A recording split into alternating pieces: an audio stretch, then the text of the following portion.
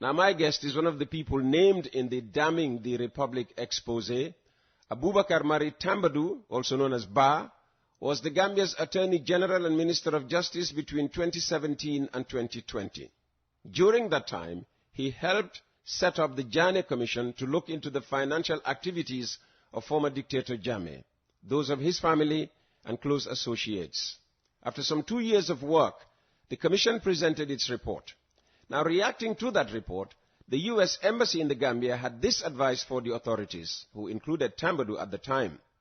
We take this moment to renew our recommendation that government authorities work closely and expeditiously with civil society organizations and the National Assembly to develop strong legislation, strong regulations, and strong rule of law-based investigative and prosecutorial mechanisms to better ensure that persons who abuse their positions of public trust to greedily benefit themselves are held accountable. So while serving as Justice Minister, did Ba Tambadou abuse his position of public trust through his dealings with the Jammeh Commission? You may have your own questions after reading the Mustafa Dabo story. Later I'll be going through some of them. If you'd like to have your say, send me a text to 7711599, WhatsApp or SMS, also 9232333. I should mention that Ba asked specifically to take questions from listeners this morning. That's why I'm inviting you to send in your questions. Ba, thanks for accepting to speak to us this morning. Before we get to the facts about what you did or didn't do, knew or did not know, what's your response to the Republic story on your conduct with the Jammeh Commission? Thank you very much, Peter. I hope you can hear me clearly. Yes, I can. You're very, very clear indeed. Having yes. me on this show today. As you would have noticed, this is the first time that I am coming out of my shell since I left public office 5 years ago in 2020. But it is the circumstances presently in the country that has compelled me to come out and to clarify. I see that Gambia is like the mob in ancient Rome these days. One day you are a hero, and the next day you are a villain. But more seriously, Peter, I can see the clamor and all the noise about the Jammeh assets after the report in the Republic. There is actually so much noise that I'm sure even those close to me are beginning to have doubts. But I can assure them that their trust and confidence in me is not misplaced, and that by the end of this program today, they will have been reassured. Now, the insults and abuses aside, because we should be able to express ourselves with respect and decorum in a democracy. I have always fought for that in that country. But I also fully accept that the people have a right to demand the truth about the Jammeh assets. And I understand their frustration over the lack of total transparency in the matter. So on my part, let me be clear. I want to encourage the government of the Gambia to share all the information with the public about the assets to allay their concerns. I did so with members of the National Assembly back in 2020, together with a full inventory of items that the Ministry of Justice carried out at the time. Peter, throughout my time as Attorney General, I have never misled the public about anything. And I have had numerous press conferences. I have been the most accessible minister at the time. And I have never also shied away from confronting difficult situations. And people should expect the same today. But also during this period, I have tried my best to treat everyone fairly, even the most notorious killers in our society. And all I ask is to be fairly treated as well. At least don't rush to judgment based on one incomplete side of the story. I have done nothing wrong in all the 3.5 years of my tenure as minister.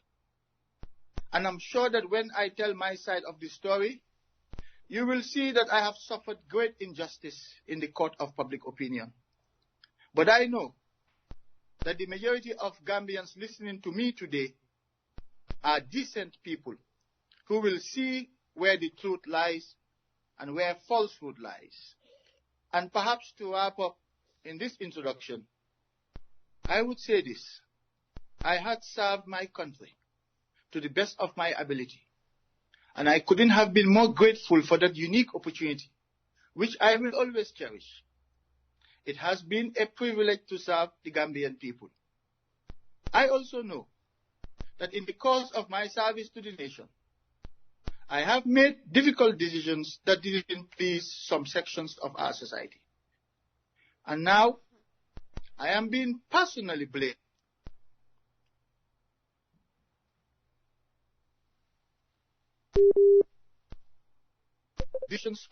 Yes, I have been the face of many of these decisions. But it doesn't mean that I did so in my personal capacity. And to now attribute these actions to me alone as if I made personal choices is unfair and is wrong. This is what I wanted to say as an introduction, following your first question, Peter. Okay. It's an opportunity, as I said, for you to tell us what is misleading in the report and for people to know that, as you claim, you've done nothing wrong while acting as Attorney General and Minister of Justice of the Gambia. Okay. Now, to start with, I think Mustafa could have had a more informed story with respect in the face of many of these decisions. But it doesn't mean that I did so in my personal capacity.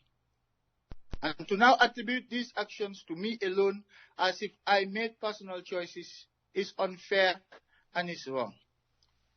This is what I wanted to say as an introduction, following your first question, Peter. Okay. It's an opportunity, as I said, for you to tell us what is misleading in the report and for people to know that, as you claim, you've done nothing wrong while acting as Attorney General and Minister of Justice of the Gambia. Okay. Now, to start with, I think Mustafa could have had a more informed story with respect. Do bear with us.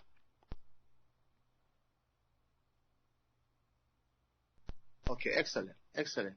Now, I was just saying that in all honesty, Mustafa could have had a more informed story with respect to my part of the report if he had done a little more research into my responses. He failed to do this, and now what we see is the consequence of that failure. In all honesty, it appeared to me, at least from my vantage point, that Mustafa already had a preconceived notion about the facts and went ahead to publish his report. The report was simply unfair to me, and this was regrettable. But the whole premise, really, of Mustafa's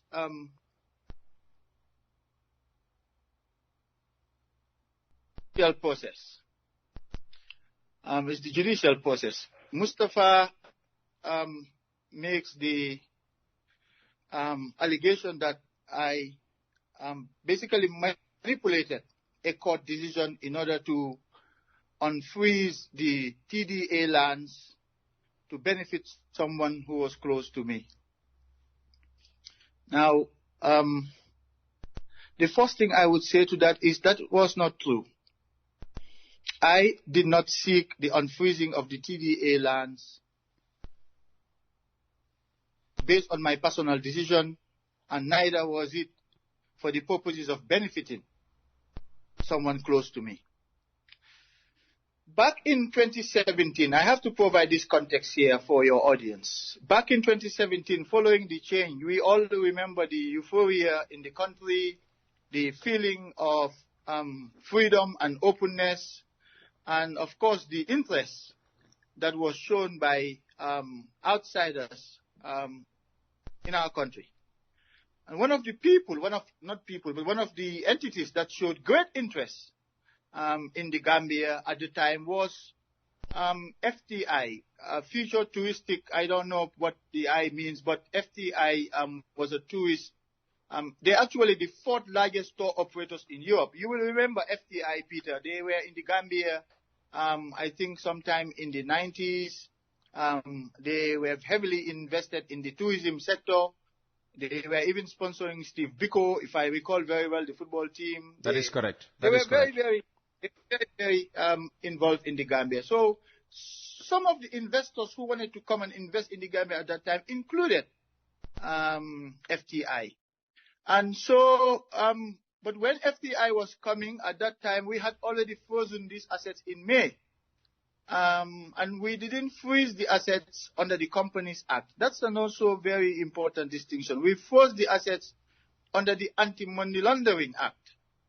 And what that act does is to allow the state to temporarily freeze the assets of a suspect while investigations are ongoing, so that the suspect will not dissipate their assets before the conclusion of the investigations. But anyway, I'll come back to that in a bit. So FTI, together with other investors, were flooding the country. But the government was particularly interested to attract FTI. But the other also principal reason why the government was interested in the TDA lands was the impending OIC summit. The government was looking for an ideal location to build the infrastructure for the OIC summit that was impending. So by the time FTI came, we had frozen these TDA lands. So when FTI came, the government assured FTI, and I have attended a few of those meetings.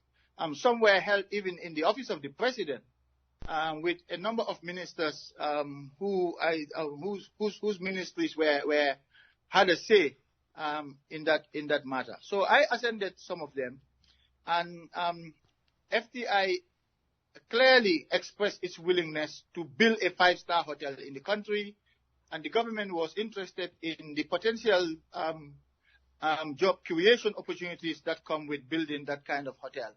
And there were other investors as well. Some were Spanish, etc., etc. But we were mostly occupied with two entities, or rather two objectives: invite FTI back into the country, and also identify an appropriate location for the OIC infrastructure. Now, you will recall also that when the Jammeh Commission was established, their initial mandate was for 3 months. Yes. It was for 3 months from the date that they were to operate. So the government assured the FTI that the commission proceedings will not take long. It's 3 months, and that we encourage them to keep their interest in the country until the commission wraps up. Unfortunately, those 3 months became 6 months, they became 9 months, they became 1 year, they became 1 year and 3 months, they became 1 year and 6 months. So it went on and on and on. And the FTI was beginning to basically give up, because at that time they had already gone around the TDA area and identified a potential location for the construction of this 5-star hotel.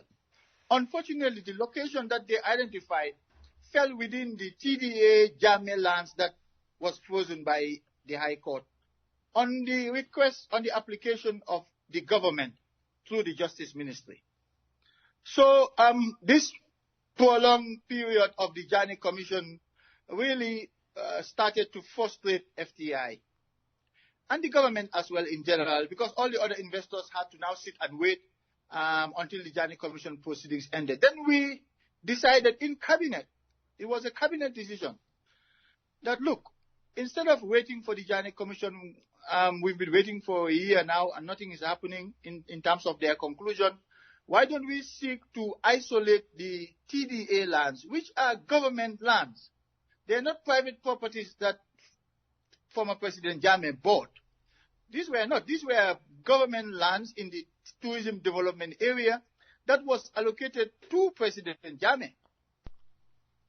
Now, the government identified these TDA lands and instructed me as Attorney General to seek the unfreezing of the TDA lands on the basis of the reasons that I have just given to you, that there were potential investors that needed to be given land to invest, and also the OIC, etc.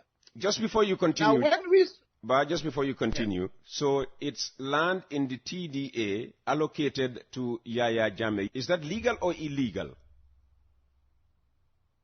Is what legal? The lands that were allocated to Jammeh. In the TDA, were they legally allocated or illegally allocated?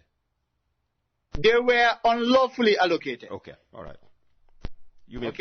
I will come to that in a minute, because we will look at the documents in a minute. I have shared with you some documents, and I would like you to read some of them for us. But anyway, Cabinet instructed me, and there are many people. I mean, I will not say publicly that this was a Cabinet decision. I mean, I would be out of my mind to say something like that when that is not true.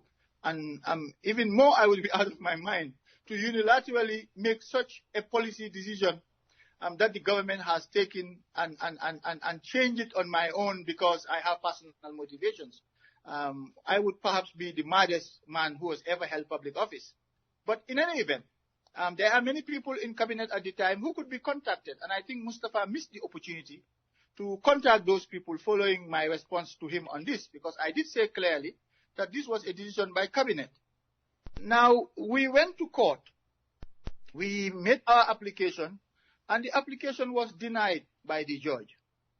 Justice Saho looked at the merits of our application and made her decision, which we respected.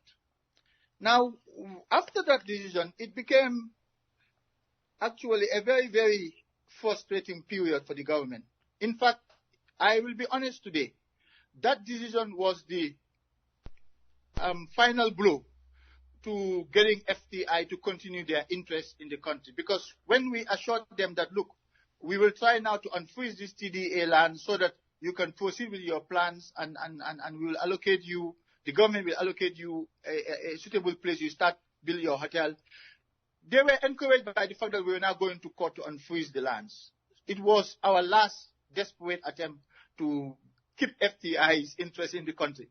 And so when that decision came, unfortunately, I have to say, FTI, I think, were discouraged by that. And that was what killed FTI's interest in the country. But having said that, in the meantime, we looked at the decision. My office, again, my office is a large office. It has a lot of lawyers. I am, of course, ultimately responsible for decisions that come out of my office, but I don't make decisions alone. I have a team of lawyers who I consult depending on the area of the law. We have a criminal division at the ministry, everybody knows that, and we have a civil litigation division at the ministry. And those divisions are responsible for the day-to-day court activities. And they report to me only when the issues are important enough. And this was one of those issues. In fact, when the decision came out by Justice Sao, I was in Saudi Arabia doing my Hajj. That's when my staff contacted me and told me the decision has come out and the judge has ruled against us. Now, Peter, I sent you a batch of documents. I would like you to pick up documents that I marked 1A. I sent them to you by WhatsApp. So if you open your WhatsApp, you open the attachments, you will see a document marked 1A. It's actually the first page. Or your email, whichever you open. It was also sent to you by email. It has to be my WhatsApp. Where's 1A? Peter, it seems like I was not prepared. No, it's right. It's right here, 1A. So what section? Hello, Peter. Can you hear me? Yes, you have 1A open, right? I had 1A open, yes. I'll have to go back there again. You know, I'm not... I cannot hear you. You need to put your WhatsApp on speaker so that you can also talk to me at the same time. I can hear you clearly. You're the one having problems hearing me. Can you hear me now? Okay, I can hear you now, yes. So you have the document marked 1A, right? Yes. Okay, now the part that I highlighted at the top, whose name is written there, just under AG Jammeh. Yeah. But just go ahead, read. I have proof that the document exists because you have shared the document with me. So you just do the reading. I would have preferred that a neutral person read the email documents that I have sent to you so that it doesn't become just me saying it. It becomes you reading from a document that I shared. Well, I have. But if you prefer that... Yes, please, because I can corroborate that such a document exists. Yeah. Yes, but these are emails. They are email documents, and you know, with emails you can't play around with the dates, etc. Anyway, the facts speak for themselves. Now, on 31st of July, on 31st of July, I am underscoring the date here because that is the last date of the court term before the courts go on vacation. It's the last day, Yes. 31st July. There's a reason why I am underscoring this, because the allegations seem to be that we waited until the vacation period when Justice Saho went on vacation. Then we submitted the same application which was given to another judge who didn't know that the same matter was treated by Justice Saho. Again, that is incorrect, but I am pointing this out now. So on 31st of July, the last day of the term before the court went on summer recess, my Solicitor General, Chairman Marina, wrote to me an email and said, AG, please find attached a copy of the ruling delivered by Justice Amina Saho. She has denied the application to unfreeze the TDA lands. Best. I responded on 2nd August. I was in Saudi at the time, as I keep saying. I responded on 2nd August. And I said this, SG, as discussed, we need to explore our options in response to this unfortunate ruling. I already note a number of legal and factual errors from just a cursory reading of the decision. An appeal is a very tempting option, but timing is crucial here. And so we need to balance the competing interests to our advantage. Kindly request DCL is the Director of Civil Litigation, to prepare a short memo to me with the different options at our disposal, bearing in mind the need to urgently overturn this decision in the shortest possible time. So clearly, I have contemplated an appeal, even though the report says instead of the ministry appealing, we went and filed a fresh application. So clearly, you can see from this exchange that an appeal was contemplated. On the same day, 2nd August, that is document number 2A, from Binga Senior, the Director of Civil Litigation, to me. And I read verbatim, Dear AG, following our call yesterday, please find below my thoughts on the filing of an appeal. After reading through the ruling, the judge based the order mainly on the lack of any evidence to show that the Attorney General had concluded his investigations or that the Commission had made certain findings as pertains to the ownership of these properties.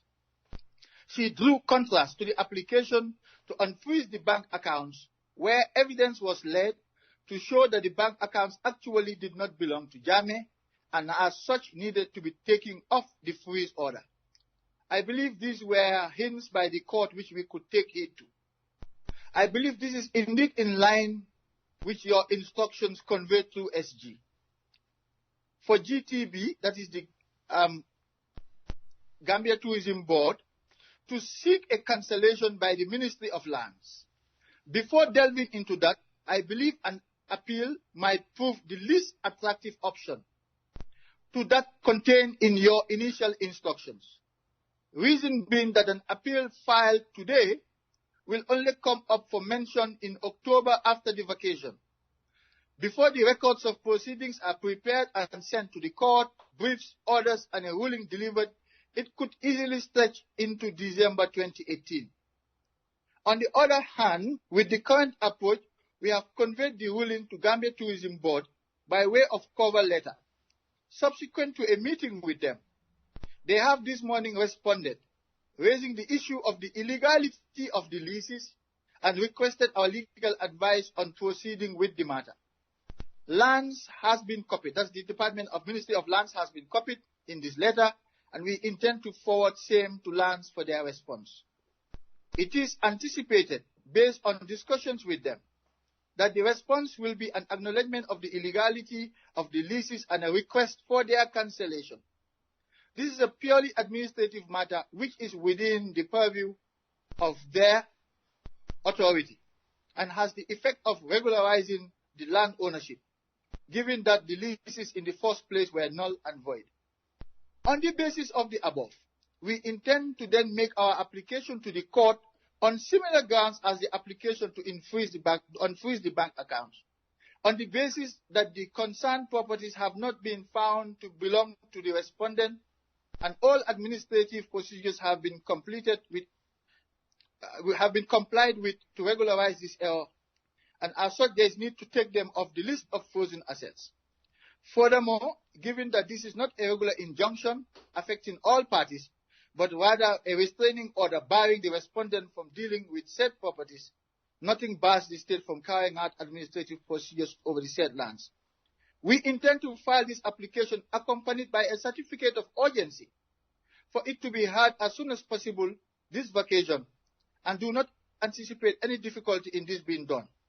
We hope you find the outlined strategy amenable and look forward to receiving your further instructions. Now, clearly, what this exchange shows is that every decision in my ministry is made after consultations with my team, where I seek legal opinion and advice, where they give me options, and I make the final decision based on the array of options that they have presented to me. So it is clear, contrary to the report in the Republic, that instead of us going to file an appeal, we file another fresh application on the same facts, and then another judge gave us the ruling. You can see clearly that first an appeal was an option that we considered, and in view of the urgency of releasing these TDA lands, in order not to miss the opportunity and to also start working on these OIC projects, we decided to adopt a legal strategy that we thought best suited our objective. And lawyers make legal strategies all the time. You have option 1, you have option 2, you have option 3. And that's what we did here. So we filed this fresh application with this additional or new set of facts, if you like, and presented it and filed it before the High Court. Now, it's the Chief Justice who assigns cases. It's not the Attorney General. So the Chief Justice, in his wisdom, assigned this case to Justice Jammeh. But it fell during the vacation because Justice Saho's decision at least was received by the ministry on the 31st of July, the last day of the court term. And the court vacation started on August 1st. So we didn't, the idea that we waited until the vacation and then secretly file a case before the court is totally misleading. That is completely wrong. Our application fell within the vacation simply because the decision by Justice Sao was given on the last day of the court term. So this is the reason why we submitted a fresh application before the High Court. And Justice Jammeh has issued a rejoinder saying that he was misquoted by the reporter in the Republic, the author, Mustafa Dabo. Justice Jammeh clarified that he didn't say that he was blindfolded and that he decided the matter on the merits of the application presented to him. So this is the starting point, and the reason why I'm starting with this is because it is so fundamental to this whole story. The fact that we conspicuously went to the court and got Justice Jammeh to give us a decision without informing him that there was a prior decision by another judge. No. Submitting 2 applications to courts of a similar jurisdiction is not necessarily an abuse or automatically an abuse of process. It depends on a number of things. And I gave Mustafa, again, in order to help him understand these complex legal processes, I gave him the example of bail applications. I said when an applicant applies for bail and the bail is refused, they have the option of appealing against that refusal, or they have the option of bringing another fresh bail application with new or additional reasons. And you will see that consistently, and all the lawyers in Gambia will tell you this, consistently, the default position is to reapply for another bail application based on new or additional information that was not presented in the initial bail application. Hardly a lawyer goes and appeals against a bail application. But to buttress the point finally on this point, that I acted alone in making this application for personal interest is totally unfortunate. Because under the documents that I gave you, under 3A is the affidavit that the Minister of Justice attached to the application and presented before Justice Jammeh. The affidavit was sworn to by Keba Sise, the director of the Department of Lands. Keba Sise, who was the director of the Department of Lands. That's one. Before we went to court, we had cautiously said, well, let's approach the Jammeh Commission first, since they are seized of this inquiry, to request for their no objection so that the TDA lands would be unfrozen. We wrote to the Jammeh Commission requesting their no objection, and the Jammeh Commission responded to the ministry. It's all documented, giving their no objection to us applying for this unfreezing order. And consequently, if you look at the decision of the High Court, which I have marked as 4B, Justice Jaite refers to the affidavit sworn to by Keba Sise, the director at the Department of Lands. So all in all I'm trying to say here is that I did not act alone. It would be crazy for me to get up based on my own personal interest to seek to unfreeze an entire TDA land, which covered from Sanyang or Batokunku all the way to Palmarima Junction, just because I wanted someone close to me to be giving a small portion of land out of that. It's an incredible theory. And again, like I said, Mustafa should have done more with his research. I, of course, respect his work. I have admired his work in the past, no doubt about it. But I think on this occasion, I think he will be the first to acknowledge that he fell short of the standards that he had put for himself in the past. But anyway, my responses were to guide him to further inquire, because when I mentioned cabinet, when I mentioned the decision by the ministry, etc., he should have gone on to investigate. But here is the thing, though, in this matter, which worries me, and it worries me a lot. Mustafa, I understand the Republic was investigating the Jammeh assets for nearly 2 years. Nearly 2 years. Mustafa knows me very well, and I know him very well. The only moment that the Republic reached out to me for my reaction to their report was on Friday, the 25th of April. They sent me a long list of questions and said, can you provide answers to this? Friday, 25th of April. And I wrote back and said, wow, these are long questions. How long do I have? And they wrote back to me and said, I have until Wednesday, the 30th of April, 5 days. Now, I have a very busy schedule at work. I could have been traveling. Luckily, I am not traveling. I am at base.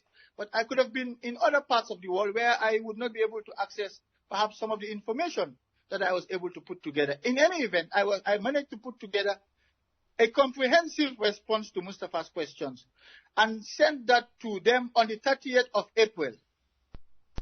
On that same 30th of April, Mustafa published the report. Now, I will leave these facts for the public to judge. Given the comprehensive responses that I gave, which is why I reproduced those responses in my rejoinder, because I wanted the public to see the question and answers between myself and the Republic. And anyone who dared look at that exchange, you will see how lengthy and comprehensive my responses were. And for me to send those responses on the day that I was asked to send it on 30th, and then turn around to see Mustafa publish his article on that same day.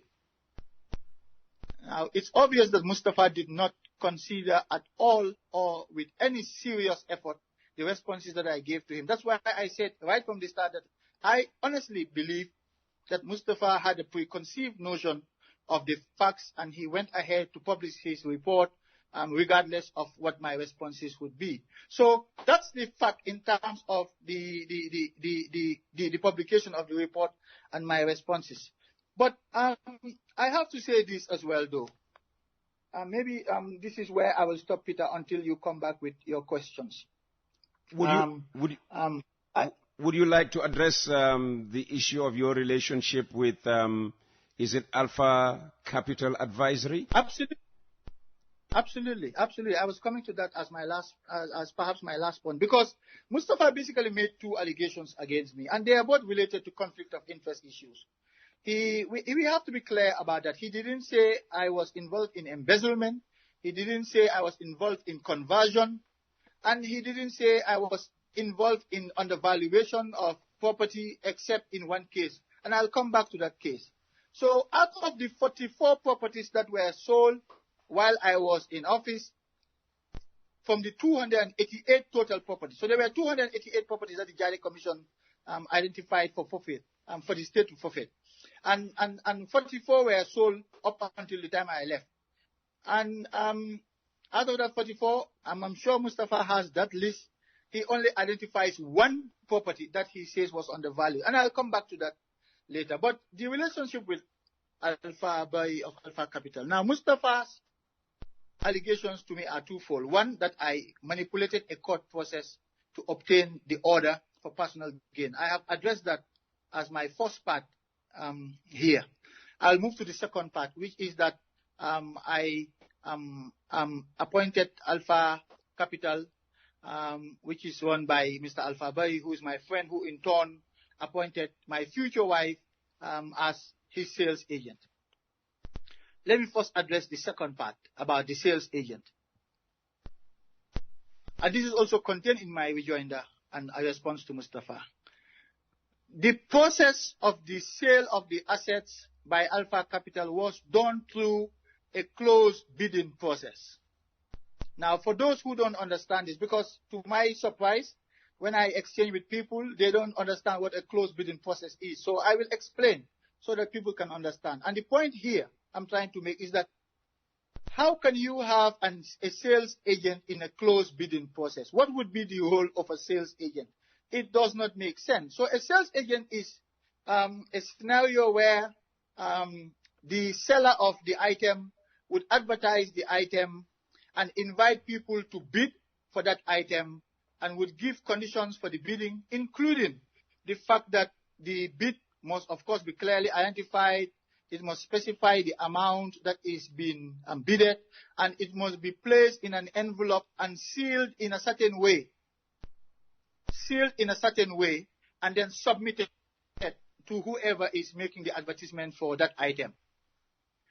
But in the advertisement, a guide price is given. And in this case, what we did was, if you look at the Jammeh Commission report, the valuation price are indicated in the report.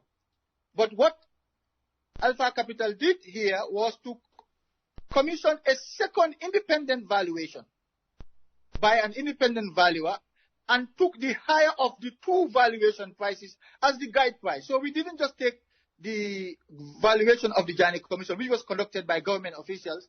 We commissioned a second valuation, and the higher of those two valuations was used as the guide price. And that's why I want the government to release all this information, because the people will be shocked at the level of success of this process.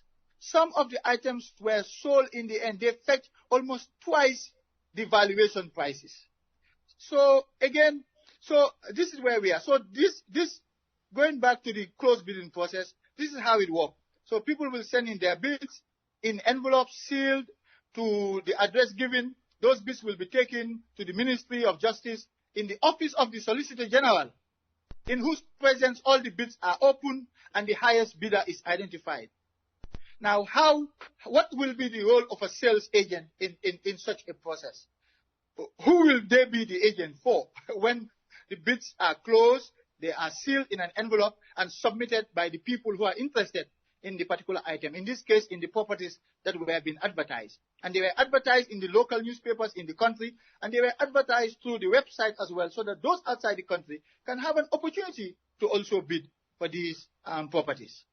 So we leave aside the issue of the sales agent. There's no role for a sales agent in this. And I have mentioned to Mustafa, I was very honest, perhaps maybe too honest with him. Because I said maybe people have seen the sales agent, the so-called sales agent around my office around the same time that the Jammeh properties were being sold. But she was helping me to sell a family property around that same time. We started engaging Alpha Capital to sell the properties in June.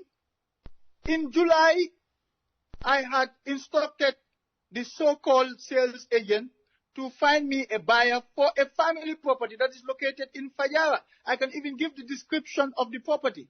It's situated next to the Goddard family in Fajara, opposite the Taylor Thomases. And I even provided to Mustafa the name of the purchaser, Abdul Sanyang. And I gave Mustafa the number of the purchaser and said, contact him, he will verify this information for you. Not only that, I also said to Mustafa, if you want, I will provide you with the power of attorney that was given to the so-called sales agent, and I will provide you with a copy of the deed of assignment that was executed on behalf of the purchaser by lawyer Bola Kawal, late Bola Kawal, who represented Mr. Abdul Sanyang in this transaction, so that you can follow up and verify that what I am telling you is indeed the truth. But again, Mustafa did not follow up. Disappointingly, he didn't. And that's unfortunate as well, because if he did, he would have confirmed the story that I gave to him. So that's about the sales agent. Let's go back to the appointment of Alpha Capital. The first point to make is that Alpha Capital's appointment was approved by the ministerial committee. You see, in this Republic story, they completely ignored the existence of the ministerial committee. And I am happy that the Justice Minister issued a statement to reaffirm that indeed there was a ministerial committee consisting of the ministers of lands at the time, ministers of tourism, ministers of agriculture, and the Minister of Justice.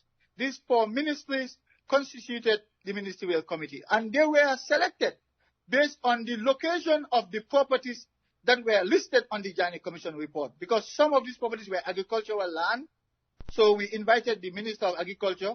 Some were TDA land or found in the TDA area. We invited the Minister of Tourism. Some were land generally in the country. So the Ministry of Lands is generally responsible for land administration in the country. And the Justice Ministry, which oversaw the entire process of asset recovery, from the institution of the Commission of Inquiry to the implementation of the white paper, etc. And so these were the ministries that were brought together, and this was established by the President of the Republic, His Excellency Adam Barrow. And the Office of the President can confirm this information. In any event, the Justice Ministry has already confirmed this information to the public. And the Ministerial Committee in turn established a technical committee which comprised the Solicitor General and the permanent secretaries of these four ministries plus the Finance Ministry. So you had one more ministry involved at the technical level above the ministerial level. And this technical committee were tasked to go through the Jammeh Commission report, to look at the properties, and to advise the ministerial committee on usage. Which properties should be sold, which properties should be reserved for government use, which properties the government should, government offices should be allocated. So that technical committee did their report and presented it to the ministerial committee. And the ministerial committee went through that list and endorsed or approved as they saw fit, which is why ultimately we chose as the first phase 44 properties out of the 288 for Alpha Capital. Now, my relationship with Alpha Capital, which raises questions of conflict of interest, is this. I have a good relationship with Mr. Alpha Barry now, but at the time that the ministerial committee was tasking Mr. Alpha Barry, he was not a friend of mine, neither was he an acquaintance. In fact, I have heard a lot about Mr. Alpha Barry, certainly, and so has many other people. He is a household name in chartered accountants. He is one of the leading chartered accountants in that country. I heard about him since his days at Deloitte and Touche. Deloitte and Touche, we all know, is a reputable international firm of chartered accountants or auditors. Anyway, I first met Mr. Alpha Barry in my office in 2018.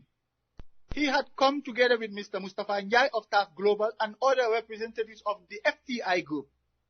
Again, going back to the question of FTI, they wanted, I believe they were referred to me by my ministerial colleagues, but they wanted to have an indication of the timelines, when I think the TDA lands would be freed up so that they can advise FTI.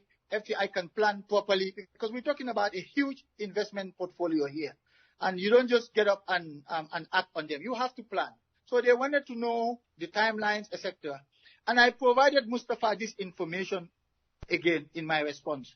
Now, again, Mustafa should have reached out to someone like Mr. Mustafa Njai of Staff Global to confirm an information like this.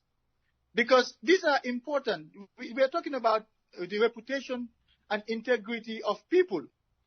And the fact that he didn't do that when I provided this response to them is another disappointing act on his part. But that's when I met Mr. Alpha Barry for the first time in 2018. Now, in terms of the appointment of Mr. Alpha Barry, you know, people will say things today, 6, 7 years after the event, with a pair of glasses in 2025, and not look back at the time in 2017, 2018, 2019, when we are just a year or 2 or 3 years even into the chain. It was a very challenging period. And many appointments at the time were done based on certain objective criteria, such as reputation, character, integrity, independence, non-affiliation to political parties, etc. And whoever fitted those criteria were identified and appointed to carry out different activities. It was in the same spirit that members of the Jammeh Commission were identified. So was Justice Mr. Swahata Jammeh, Baima Sen, Abiose George. It was in the same spirit that the Council, Ami Bensouda, was appointed. It was the same spirit. It was in the same spirit that the Secretary to the Commission, Alhaji Mamadi Kurang, was identified and appointed. It doesn't mean that these were the most qualified in the country, but based on our criteria at the time, we made the assessment and made the conscious decision to identify and appoint these people. It was the same for the TRC process. I was just going to say, Peter, you just mentioned Mamadi Kurang. Can you just talk about your relationship with him, because that also came up in the report? Yep. Alhaji Mamadi Kurang perhaps also disappointed me a lot. I knew Mr. Mamadi Kurang from my days in St. Augustine's. He used to be my head boy. And in those days, when you are a head boy in a high school like St. Augustine's or the Gambia High School, it meant something. It represented something. Even mayor prefects meant something in terms of symbolism and integrity and character, let alone a head boy. So I had a lot of respect for Alhaji Kurang as my former head boy at St. Augustine's.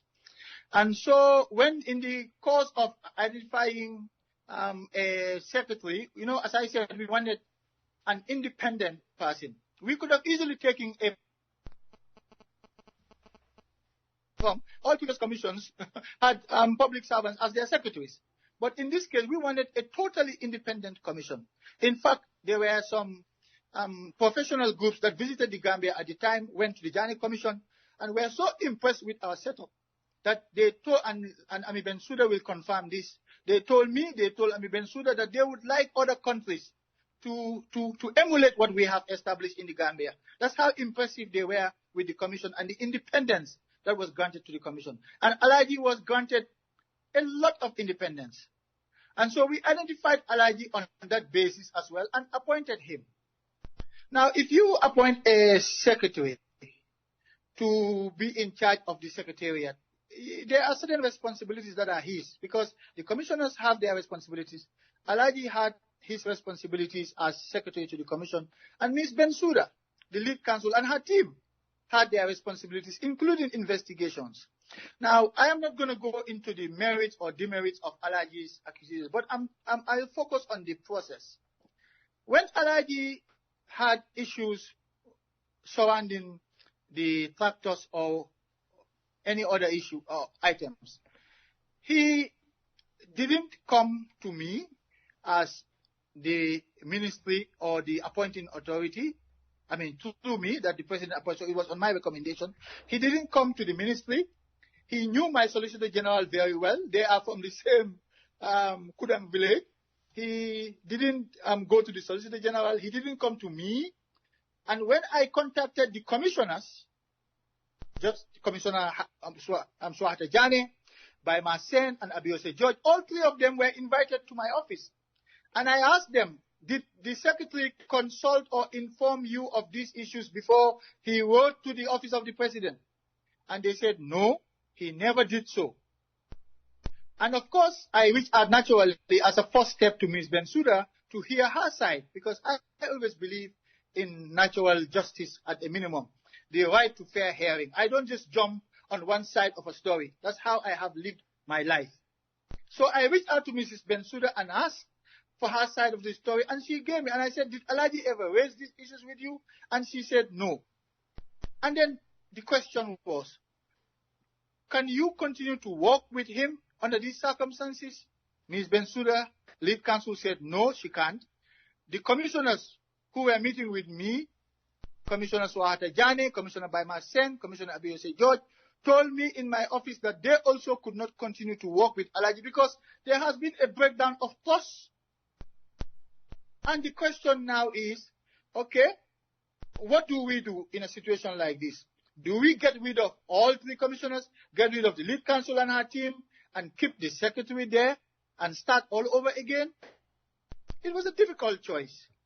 So when we went through the complaint and looked, we also realized that really there is nothing in those complaints. When you make an allegation, you have to back it up with evidence. We are lawyers. We are not members. We base our decisions on evidence. So when Alhaji couldn't bring the evidence, and I asked him to bring evidence of what he said, well, he said, well, I don't have the physical evidence, but I was there, I know what I'm saying. But that's not enough, especially if you cannot corroborate what you're saying. He didn't bring anybody else to say, yes, it's true, this is what is happening, and Alhaji is right. So in those circumstances, I called Alhaji in my office again. And I said to him, Alhaji, I am sorry this is a difficult situation for all of us. And let's find the best way out for everybody. I don't want anyone to be scared by this. I went to seek you out to come and play this role as secretary. So I was the one who went out to get you. I have brought you here. Now this situation has emerged, and really under the circumstances, I can't have you to continue in the commission because there has been a breakdown of trust between you and lead counsel, between you and the commissioners. So what I would ask you to do, and I'm making this confession for the first time here in public, I said to him, I don't want to take action where your credibility will be damaged. In the event in future you want to apply for something and you are told that you were sacked at a particular place. So instead of taking that route, which would dent your record, I encourage you to submit your resignation so that it will be you who has resigned rather than the government or the president that has sacked you. That way, you live with your dignity, you live with your head high, and nothing stains your record as such. That's what I said to Alhaji between us in my office. Because I didn't like the situation in which I found myself, but I am one who doesn't shy away from making decisions, even if they are difficult. And those that I have worked with know this. I think the whole country knows this, because I have made very, very difficult decisions while I was there. Okay. So when I gave that opening to Alhaji, he simply turned it down. He said, no, I am not going to resign. I'm going to stay on. And I said, Alhaji, you are leaving me with no option in that case. He says, well, I am not going to resign. Consequently, I consulted with one or two people in my office, and then I advised the president to terminate the appointment of Alhaji, because I couldn't have a situation where the secretary, who has no active role in the proceedings, well, not active, but his role is limited to administrative, and he is not a commissioner. He doesn't decide on the facts. He doesn't decide on the evidence. He's not lead counsel who is leading and helping the commission to establish the facts, who has a team of investigators who are already working and they've been working together. I can't dismantle all of that just because one man has made an unsubstantiated allegation. No matter how respectful I am of that person, I cannot act on that basis. So this is the reason why Alaji was ultimately removed. And even, you will recall, when I made my press conference about Alaji, I said his position was no longer tenable. Those are the words I carefully used because I didn't want to say anything bad about anyone, especially if I was the one who sought him out and gave him that responsibility. And I tried to reason with him. I tried to make sure that he left honorably without his record being stained, but he refused. He left us with no choice at the time. So I went to advise the president. I was the one, and I accept full responsibility for that decision. I was the one who advised the president to terminate the appointment of Alaji because there was a breakdown of trust. Alaji could no longer work with the commissioners. He could no longer with council. So I didn't have a choice. Okay. That was the situation with Mr. Mamadi Koang. Okay. Speaking of, denting images, I'll ask you in a moment how, the Republic report might have dented your image. But one more thing that I need you to address is, the termination or ending of the Augustus Prom contract in favor of Alpha Capital Advisory, because that seems to be the insinuation in the report. Or let me just say that's another thing that you could be directly linked with. Yep, it was not an insinuation. It was clearly spelled out in the report that I sacked Augustus Prom and replaced the court-appointed receiver and replaced him with, or replaced Augustus Prom with Alpha Capital. Of course, that's a very important part of the story. Now, you see, when we were looking at the options to freeze Jammeh's property. Yeah, we are reconnecting. Still alive? Yes, we're back. Still here? Yes, we're back. Okay. Restart, yes. Okay. My Fati, who was Interior Minister at the time, will confirm this to you. When we were looking at options for the freezing of the assets, Mai even suggested in Cabinet, I recall that why don't I use the civil law procedure of Mareva injunctions? And I recall and said, okay, Mai, we will take that into account, but let's look at a process that we think is better suited. And the idea was we didn't want to have a blanket freezing order because we were going to freeze companies that were still in operation. We had people who were still employed. Now, no matter what Yahya Jammeh has done, his actions should not affect ordinary Gambians who are earning a living from those companies, including the abattoir in Abuko. So a total freeze would have meant that all those companies would have been shut and people would have been out of work. So we looked at the different options under the law. And the law on the Anti-Money Laundering Act was brought to my attention, which provided that we can temporarily freeze the assets pending investigations into Jammeh's activities and appoint an interim receiver. An interim receiver means a receiver on a caretaker basis until the investigations are concluded.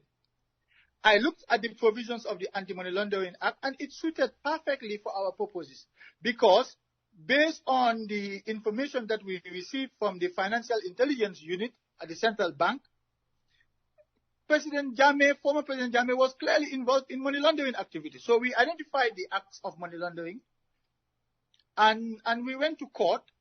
But before we did that, I was advised, again, within the ministry, that Augustus Prom had the experience of acting for the government as receiver.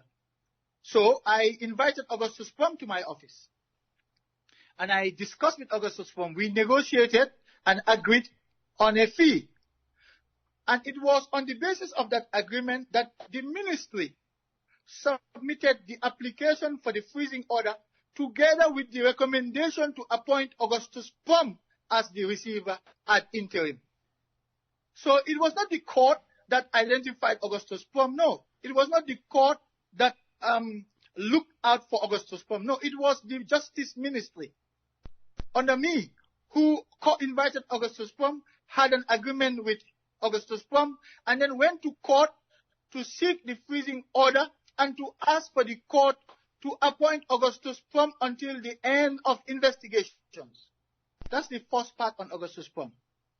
The second part is that Augustus Prom was never sacked. That is also untrue. And I explained all of this to Mustafa in my responses to him. Again, I was disappointed that he didn't reflect these responses.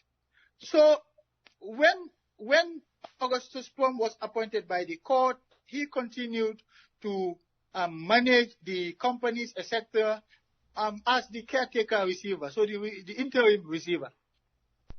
And I tell you this, Peter, we would not have changed Augustus Prom had it not been for the fact that the Jammeh Commission report recommended for the appointment, for Augustus Prom to be replaced. It was a specific recommendation of the Jammeh Commission, and I refer every interested reader to volume 4 of the Jammeh Commission report, and in a number of places, and I can provide these pages for people, in a number of places. Maybe perhaps I can do that. On page 18, page 52, page 85, page 119, page 172, volume 4 of the Jammeh Commission report clearly spells out that Augustus Prom should be replaced. Now, if the Jammeh Commission made that recommendation and the government accepted the recommendations of the Jammeh Commission, except for a few where we disagreed, and we provided the reasons in the white paper, but almost 99% of the Commission recommendations were accepted, including the fact that the Commission has said we should replace Augustus Prom. But when the Jammeh Commission did so, we had two options. We could have gone back to court, to the judge who appointed Augustus Prom on our recommendation and say, the Jammeh Commission has requested for us to replace the receiver, and we are coming here to terminate the appointment of Augustus Prom as a result. Or we allowed the duration of Augustus Prom's contract to run naturally until it elapsed and to end the matter there quite neatly. We opted for the latter. We opted to allow Augustus Prom's mandate to continue until the expiry of the 180-day period that the freezing order was valid for. At the expiry of that period, we didn't renew the mandate of Augustus Prom. So he was not terminated, he was not sacked.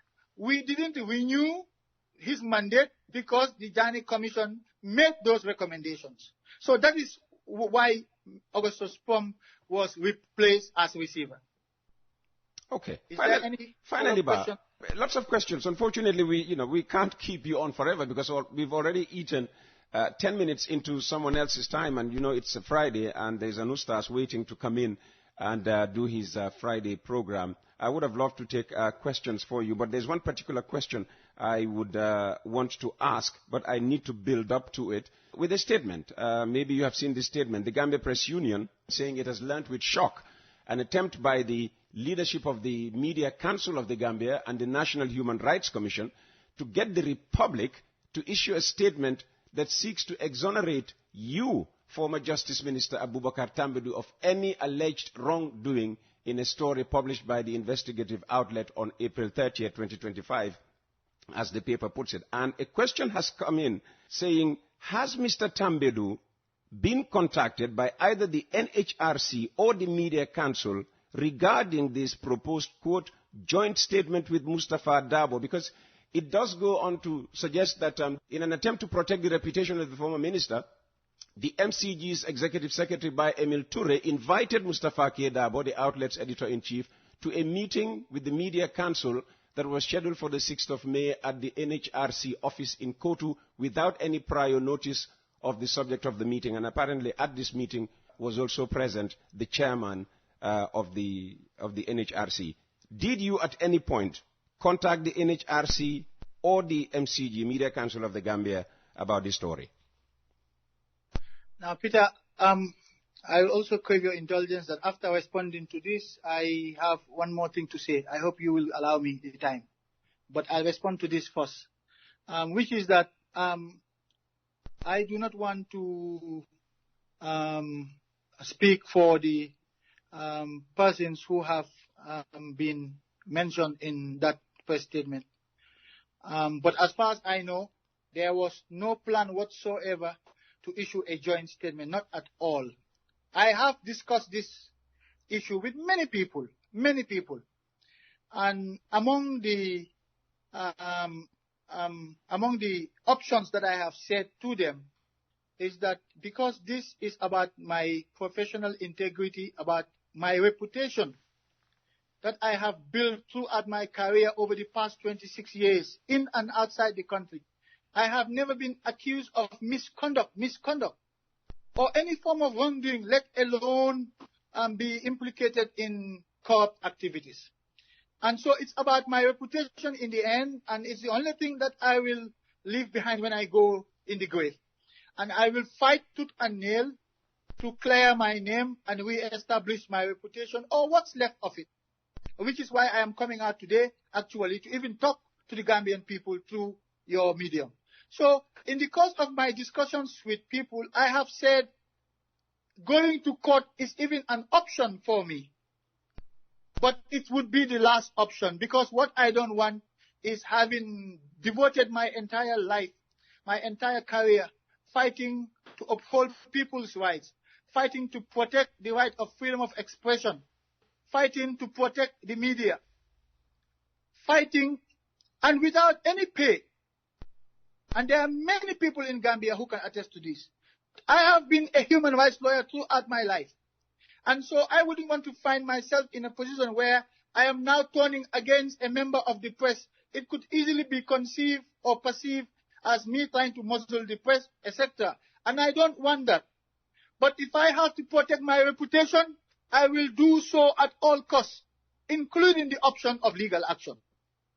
And I believe that some people who perhaps don't want the matter to get to that level try to see if Mustafa, based on my exchanges with him, could have done a better job about it, because his failure to reflect my responses that I have given to you in this interview today has resulted in this about me. I have been called all sorts of names. My family has been dragged into all of this, and it's not been, to be honest, it has had its toll on us. But it's one of the perils of high office. I will take it in good faith, knowing that my conscience is clear, that I have done nothing wrong, and I will continue to clear my name until at least what's left of my reputation is restored. Because I don't think I was treated fairly, and now everybody can see the consequences. In fact, I am being made the face of this issue. I am no longer in Gambia. I am no longer in government. I left 5 years ago. It's as if government has nothing to do with this. Everything that I have done was based on my personal financial gains. If it was financial gain that I was interested in, I would never have left my job with the UN in the first place to come back home to a salary 10 times lower. I was paid, I want the public to hear this, I was paid at the time over $10,000 a month, plus other benefits that the UN provides. I consciously took the decision to abandon that, to come home and serve my country. Those who know me and who I have worked with know about my commitment to the change in Gambia in 2016. They know my role, they know my efforts, and I continued to perform that role even when I was Attorney General. In fact, when I submitted my assets declaration to the Office of Ombudsman, and I won the Office of Ombudsman, I'm giving them the green light for them to release my declaration of assets in 2017.